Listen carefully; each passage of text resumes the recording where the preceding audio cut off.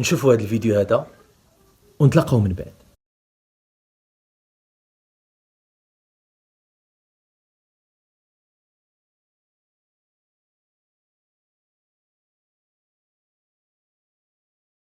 قرا انت وضرب تماره انت، ووالديك يعانيو على ودك ويتقاتلوا على ودك باش نتايا توصل للاحلام ديالك وتوصل للاهداف ديالك اللي كتمنى انك تحققها. ونهار تسالي قرايتك وتمشي دير سيفي باش تدفع الخدمه ديالك، ويمكن غادي تمشي تدفعوا للناس اللي ما عمرهم ما قراو، ما عمرهم ما عرفوا القيمه ديال القرايه وديال التماره اللي دوزتيها نتايا، ويجي ويجمع بزاف ديال الاوراق وبزاف ديال السيفيات، وفي الاخر يمشي يعطيهم المول الزريعه.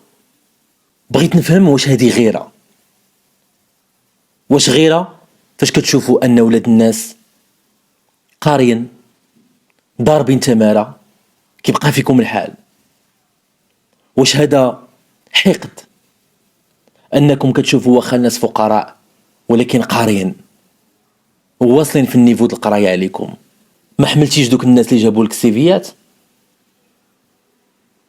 حرقهم، جمع بزاف وحرقهم، ولا قطعهم كيف ما موالفين كتقطعوهم، ماشي مشكل. ولكن باش تعطي السيفي اولا الدبلوم ديال واحد الانسان المول الزريعه، هادي راه الحقره، هادي راه القمه ديال البغض والقمه ديال الكراهيه. هادشي هذا صراحه اللي كيخليني انا بعدا ما كنحملش السيفي تكون فيه التصويره ديالي.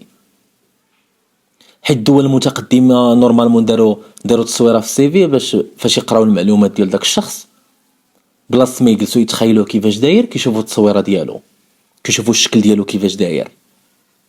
وحنايا في هذا المجتمع ديالنا التصويره ديالك كتعرف عند البقاله وعند موالين الزريعه. صراحه ما عرفناش هادشي هذا فوقاش غادي يتحيد. حسبي الله ونعم الوكيل. كتحبطوا في ولاد الناس.